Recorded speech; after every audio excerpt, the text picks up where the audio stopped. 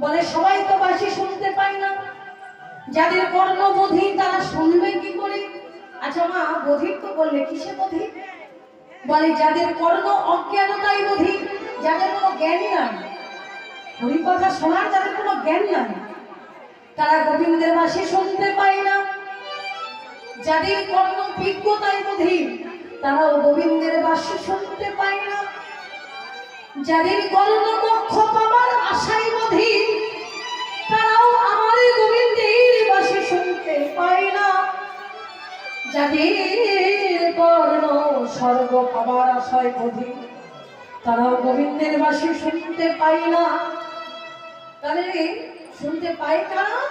না যারা গুরুর চরণ আশ্রয় করে মন প্রাণ দেহ জীবন যৌবন সকল কিছু আমার গোবিন্দের রাতুরে রাঙা চরণে সমর্পণ করেছে।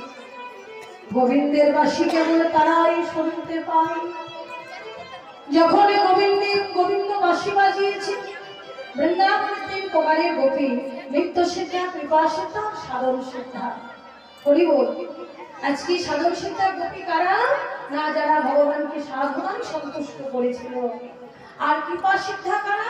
ভগবান যাদের কৃপা করেছিল, বৃন্দাবনে ভগবানকে যারা অন্ন দিয়েছিলেন। আর নিত্য সিদ্ধা গোপী কারা? না অষ্ট সখী ললিতা, বিশাখা, চিত্রা, চন্দ্রলতা, তুঙ্গবিদ্যা, রঙ্গদেবী, সুদেবী, শ্রীমতী রাধা রানীরা হল নিত্য সিদ্ধা, যারা ভগবানকে নিত্য নিত্য সেবা করে। আজকে 3 প্রকারের গোপী ভগবান যখন বাঁশি বাজিয়েছে, আজকে সকল গোপীগণ গোবিন্দ চরণে মনোপ্রাণ সঁপে দিয়েছে। শরৎ গোপী প্রেম হিরতি, শরৎ গোপী প্রেম হিরতি, গোপী প্রেম হিরতি, সোনাহি মনহি আমার সখী রে, সখী রে, সখী রে, সখী রে। আর শরৎ গোপী প্রেম হিরতি, মনহি মনহি আমার সখী রে, সখী রে, সখী রে, সখী রে।